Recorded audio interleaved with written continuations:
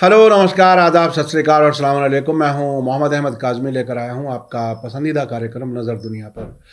दुनिया बहुत तेज़ी से बदल रही है। यूक्रेन जंग के दौरान जिस तरह से अमेरिका और यूरोप को नाकामी मिली है और दूसरी तरफ रूस, चीन और ईरान जैसे मुल्क एक साथ नज़र आ रहे हैं, उससे दुनिया की सियासत बदल रही है।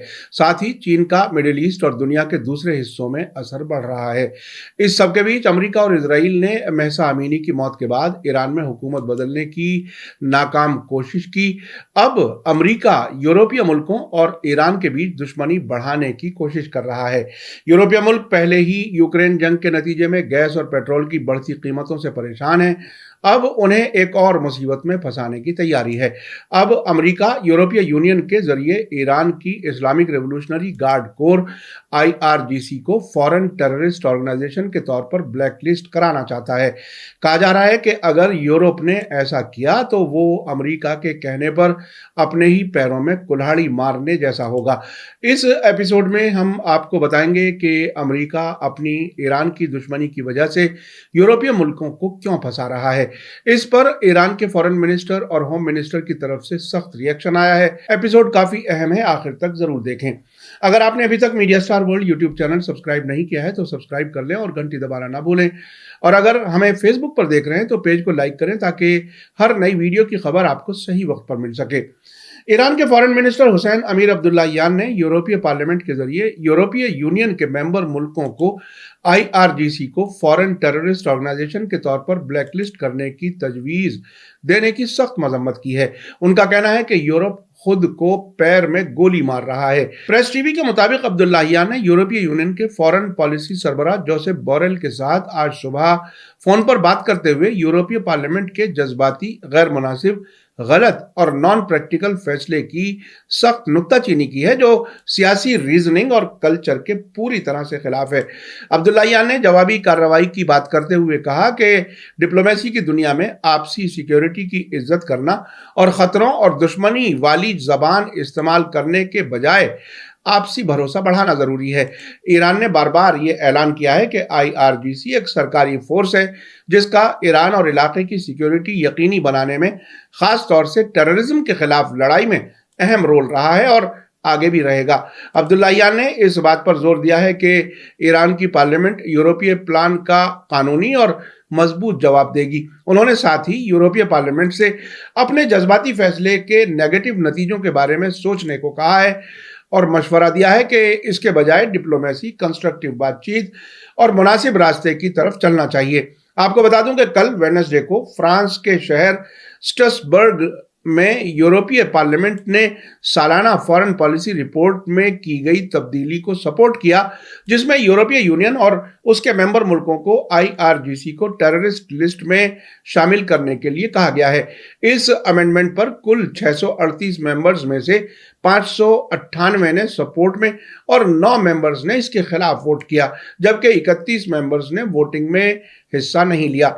अब यूरोपीय यूनियन के हेडक्वार्टर ब्रसेल्स को IRGC और उसकी कुद्स फोर्स को ब्लैकलिस्ट में शामिल करने को कहा जाएगा।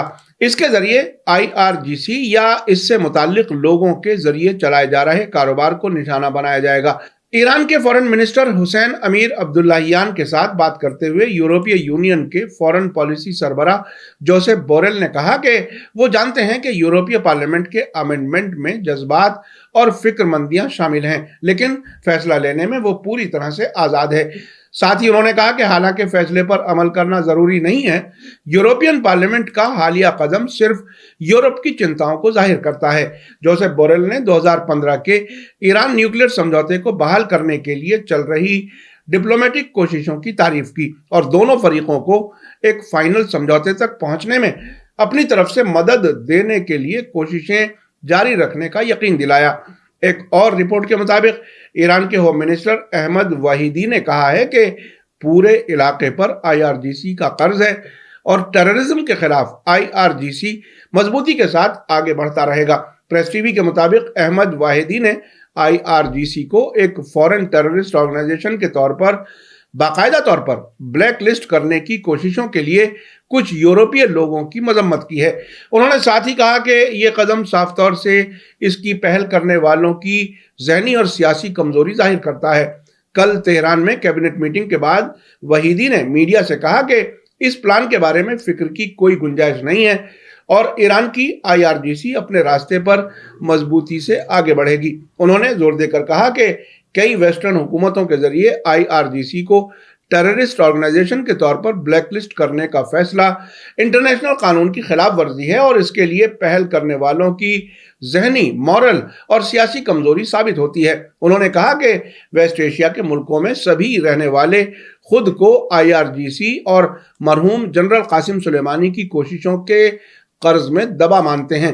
वाहिदी ने टेररिज्म के खिलाफ लड़ाई में सबसे अहम और असरदार फोर्स के तौर पर IRGC की तारीफ करते हुए कहा कि वे समझते हैं कि दुश्मन IRGC को कमजोर कर सकते हैं जिसकी अवाम के दिलों में जगह है और मुल्क की खिदमत करती है। ईरान के होम मिनिस्टर ने 3 साल पहले बगदाद हवाई अड्डे के पास अमरीकी ड्रोन हमले में मारे गए टॉप ईरानी टेररिज्म मुखालिफ कुद्स फोर्स के कमांडर जनरल कासिम सुलेमानी को खिराज अकीदत पेश किया और कहा कि IRGC को अपने आइकन की कामयाबियों पर बहुत फख्र है। आपको याद दिला दूं कि इस हमले में इराक की हशदल शाबी के डिप्टी कमांडर अबू मेहंदी अल मोहंदिस को भी कत्ल कर दिया गया था। अहमद वाहिदी ने जोर देकर कहा कि IRGC किसी भी दूसरी फौज के मुकाबले में टेररिज्म के खिलाफ लड़ाई में कहीं ज्यादा शामिल रही है, जबकि उसे टेररिज्म को बढ़ावा देने वालों खासतौर से अमेरिका और इजराइल से सबसे ज्यादा खतरा है। आपको बता दूं कि कल ही ईरान की पार्लियामेंट के मेंबर मोहम्मद इस्माइल कौसरी ने यूरोपीय सरकारों और अमेरिका और इजराइल के जरिए IRGC को ब्लैकलिस्ट करने की साजिश के जाल में फंसाने की साजिश से आगाह करते हुए जोर दिया था कि वे इस तरह के कदम के नतीजों का सामना नहीं कर पाएंगे। उन्होंने यूरोपीय यूनियन और यूरोपीय सरकारों से अमेरिका से अपनी आज़ादी बनाए रखने और IRGC के खिलाफ कोई कार्रवाई करने से बचने की भी अपील की, क्योंकि इस तरह का दुश्मनी भरा कदम ईरान के साथ बातचीत के किसी भी मौके को बर्बाद कर सकता है।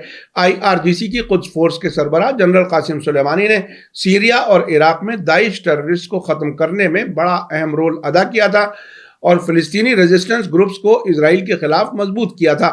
उन्हें अमेरिका और इजराइल ने मिलकर 3 जनवरी 2020 को इराक की राजधानी बगदाद एयरपोर्ट के नजदीक ड्रोन हमले से कत्ल कर दिया था। अब अमेरिका और इजराइल यूरोपीय मुल्कों से IRGC को टेररिस्ट ऑर्गेनाइजेशन की ब्लैक लिस्ट में शामिल कराकर कोई बड़ा काम अंजाम देना चाहते हैं। आइए अब चलते हैं आज की दूसरी अहम खबर की तरफ। टाइम्स ऑफ इजराइल ने बताया है कि मस्जिद अल अक्सा की हिफाजत करने वाले सबसे बड़े दावेदार जॉर्डन ने इजराइल को इशारा दिया है कि अब वो मस्जिद अल अक्सा मामले को ज्यादा तूल नहीं देगा। ऐसा लगता है कि जॉर्डन ने मुसलमानों के पहले किबले मस्जिद अल अक्सा का सौदा कर लिया है। अब से पहले एक समझौते के तहत अल कुद्स में मुकद्दस मकामात खासतौर से मस्जिद अल अक्सा का मैनेजमेंट जॉर्डन के हाथों में रहा है। आज टाइम्स ऑफ इजराइल की खबर की हेडिंग है कि आमतौर पर अल अक्सा के सबसे बड़े मुहाफिज समझे जाने वाले जॉर्डन ने इशारा दिया है कि वो मुकद्दस मकाम के झगड़े पर ध्यान नहीं देगा।